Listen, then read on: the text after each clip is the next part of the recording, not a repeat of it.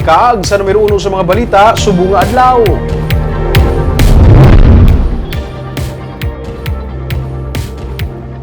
Encounter ang natabo kag hindi ambush ining panindugan sa Negros Occidental Police Provincial Office sa natabo sa kahapon nga adlaw sa Banwa sa Calatrava. Sunod sa PNP, yara sa lugar ang mga pulis agud nga ipatuman ko ni Serbi ang warrant of arrest batok sa matag-as nga mga opisyal sa NPA nga gid-report yara sa among nga lugar.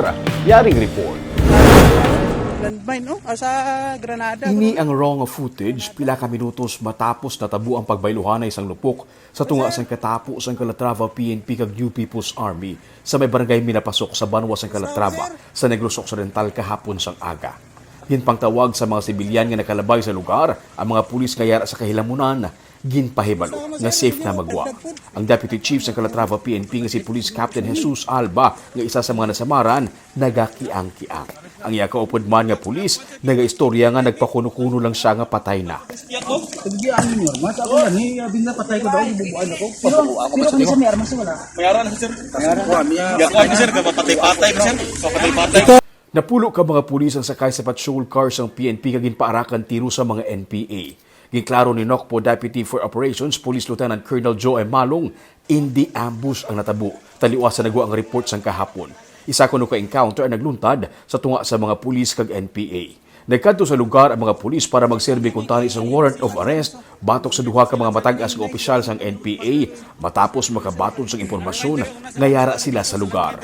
It's a joint military police operations. If you would follow this report, actually ang aton nga mga personnel including the Philippine Army is already there in the area. Far from the what have been said nga ang police naton kuno is amotong gintambangan dito and ambush, no, it's not that, no. Ang natabo sini is we have joint military operations and we are about to serve the warrants of arrest of high-ranking CTG officials. We have or CPP-NPA officials. We have Dari Dayawan and Charity Amakan. But we are yet to confirm if these persons are the same group nga naka-encuentro naton because we already have established their presence in the area. Sa natabo nga encounter, napatay si Police Corporal Jaime Nunez kag pilaso naman ang Deputy Chief sa Calatrava PNP nga si Captain Alba. Kag pilaso man ang isa pagig ka pulis nga si Corporal Dennis Nasis. Sa sini nga video makita pa nga ginakarga sa tricycle si Nasis kag ginsaylo sa isa ka salakyan nga dugoon. Si Alba kag si Nasis luwas na sa katalagman pero si Nasis kinahanglan pa nga maoperahan. Ang fiancé sang napatay nga si Nunez naman nagpost pa sa iya nga Facebook account nga hindi siya makapati nga paghalok kag paghakus sa iya sang pulis amo na ang ulihin nila nga pagkit-anay sang kahapon. Mapakasal pa sila kuntani sa bulan sang Disyembre. Nagtuga naman sa pagkakulba sa mga residente sa lugar ang natabo si Elmer Malihum, nagamotor kag nagasunod sa patrol car sang natabo ang encounter.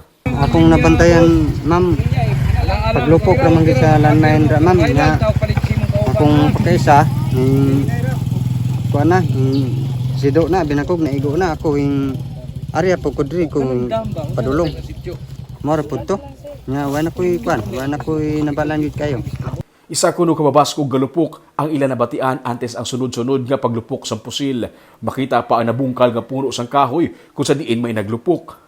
May kabudlayan man kuno kahapon na pagresponde kag clearing operation sunod sa pulis kay wala sang signal sa area. Gani wala man sang komunikasyon.